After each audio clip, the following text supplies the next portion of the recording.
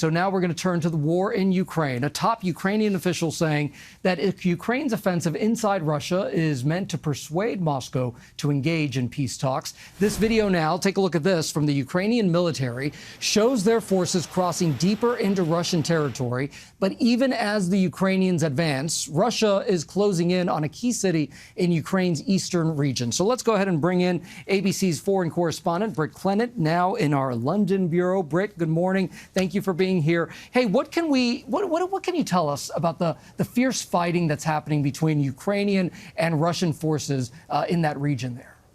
Yeah, Gio, what a turn of events. We heard from Ukrainian President Zelensky saying his forces were strengthening their positions in Russia's Kursk region. Now, it appeared that Ukraine actually had largely cut off quite a significant area of a district of Kursk after blowing up two important bridges. Now, video shows the moment a Ukrainian airstrike hits and demolishes a strategic bridge that crosses the same river. Now, Kyiv says hundreds of Russian troops have been taken prisoner so far.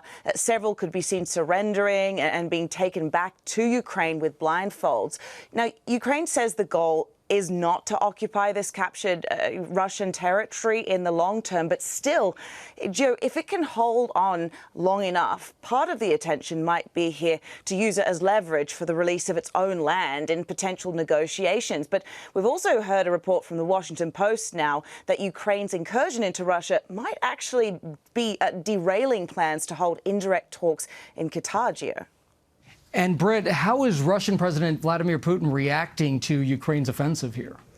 Well, Russia is vowing an all-out offensive in response, it said. It appears that Putin might be weighing up, what he might do in retaliation after a security meeting yesterday. But, we have to remember that this does fit Putin's narrative that Russia's invasion of Ukraine is a kind of defensive war to protect his own people. Russia has said it would focus on new technical solutions being employed in the war. What does that mean? Does that include, taking away resources from the east to focus repelling this kind of new incursion that we've seen? Well, the Russian army has been redeploying some troops from areas including Kherson, Kharkiv and Donetsk, but it doesn't really appear to be significantly slowing down Russian advances on the eastern front because, as Ukraine presses ahead into Russian territory, Russia is also closing in on a key city, Pokrovsk. Now, although Zelensky says the situation there was under control, the Ukrainian military has been urging residents there to evacuate, Gio. All right, Britt Clennett, as always, thank you so much for your reporting there.